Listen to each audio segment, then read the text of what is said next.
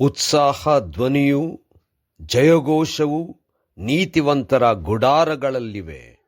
ಯೆಹೋವನ ಬಲಗೈ ಪರಾಕ್ರಮವನ್ನು ನಡೆಸುತ್ತದೆ.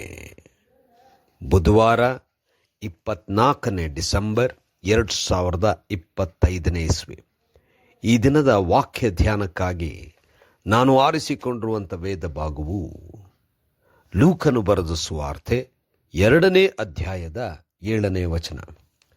ಮರಿಯಳು ತನ್ನ ಚೊಚ್ಚಲ ಮಗನನ್ನು ಹೆತ್ತು ಬಟ್ಟೆಯಲ್ಲಿ ಸುತ್ತಿ ಛತ್ರದಲ್ಲಿ ಅವರಿಗೆ ಸ್ಥಳವಿಲ್ಲದ ಕಾರಣ ಅವನನ್ನು ಗೋದಲಿಯಲ್ಲಿ ಮಲಗಿಸಿದಳು ಎಂಬುವಂಥದ್ದೇ.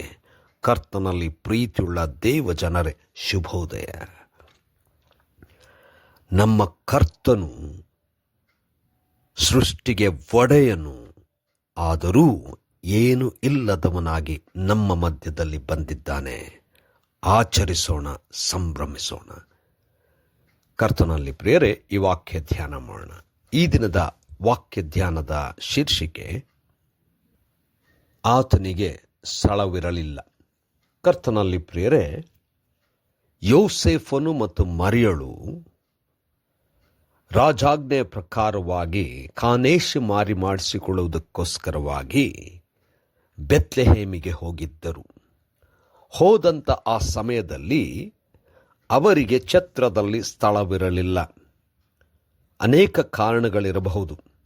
ಹೆಚ್ಚಾದಂಥ ಜನ ಮತ್ತು ಇವರಿಗೆ ಅಲ್ಲಿಗೆ ಕೊಡಬೇಕಾದಂಥ ಆ ಒಂದು ಬೆಲೆ ಒಂದು ವೇಳೆ ಇಲ್ಲದಂಥ ಸ್ಥಿತಿ, ಬಡತನ, ಅಥವಾ ಅವರಿಗೆ ಯಾವ ಅರ್ಹತೆ ಅಂದರೆ ಆ ಒಂದು ಸ್ಥಾನಮಾನಗಳು ಇಲ್ಲದೆ ಇರತಕ್ಕಂಥದ್ದು, ಇವರಿಗೆ ಸ್ಥಳವೇ ಇಲ್ಲದಂಥ ಪರಿಸ್ಥಿತಿ ಬಂದಿತ್ತು. ಈ ಒಂದು ಪರಿಸ್ಥಿತಿ ಏನೂ ಇಲ್ಲದಂಥ, ಯಾವ ರೀತಿಯಲ್ಲೂ ಕೂಡ ಮತ್ತೊಬ್ಬರು ನಮ್ಮನ್ನು ನೋಡಿ ನಮಗೋಸ್ಕರವಾಗಿ ಸ್ಥಳ ಕೊಡುವಂಥ ಸ್ಥಾನವೇ ಇಲ್ಲದಿರುವಂಥದ್ದು.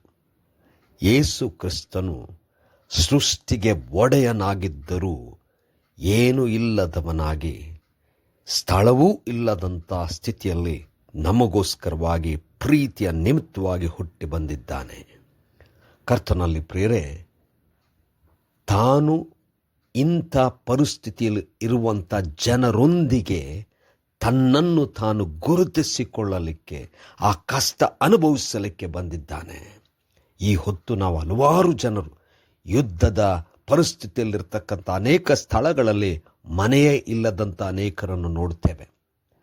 ತಮ್ಮ ಮನೆಗಳು, ಹಳ್ಳಿಗಳನ್ನು ಬೆಂಕಿ ಹಾಕಿ ಅವರ ಸ್ಥಳದಿಂದ ಅವರನ್ನು ದೂರ ಮಾಡಿರ್ತಕ್ಕಂಥ ಅನೇಕರು ಮನೆ ಇಲ್ಲದಿರ್ತಕ್ಕಂಥದ್ದನ್ನು ಮಣಿಪುರ್ ನಮ್ಮ ದೇಶದಲ್ಲಿ ನಾವು ನೋಡ್ತಾ ಇದ್ದೇವೆ.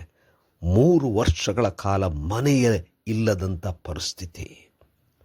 ಕರ್ತನಲ್ಲಿ ಪ್ರೇರೆ, ನಮ್ಮ ಸ್ವಾಮಿ ಅದನ್ನು ಗುರುತಿಸಿದ್ದಾನೆ. ಇಂಥವರುಗಳ ಹಾಗೆ ನಾನು ಇದ್ದೇನೆಂಬುದಾಗಿ ತೋರಿಸಿದ್ದಾನೆ. ಇಂಥ ಪರಿಸ್ಥಿತಿಯಲ್ಲಿ ಇರುವಂಥವರೊಂದಿಗೆ ನಾವು ನಿಜವಾಗಿಯೂ ಆಚರಿಸಿ ಯಾವುದಾದರೂ ರೀತಿಯಲ್ಲಿ ಅವರಿಗೆ ಸಹಾಯ ಮಾಡುವಂಥದ್ದೇ ನಿಜವಾಗಲೂ ಯೇಸು ಕ್ರಿಸ್ತನ ಆಗಮನವನ್ನು ಆಚರಿಸುವಂಥದ್ದಾಗಿದೆ. ಕರ್ತನೇ, ದಯಾಮಯ ಸ್ವಾಮಿ, ನೀನೇ ನಮ್ಮನ್ನು ನಿನ್ನ ಆಗಮನವನ್ನು ಇಂಥ ಜನರೊಂದಿಗೆ ಅವರನ್ನು ಬಲಗೊಳಿಸುವಂತೆ ಆಚರಣೆ ಮಾಡಲು ನಮ್ಮನ್ನು ಬಲಪಡಿಸು. ಯೇಸುವಿನ ನಾಮದಲ್ಲಿ ಪ್ರಾರ್ಥನೆ ಬೇಡಿದೆವು ತಂದೆಯೇ, ಆಮೆನ್.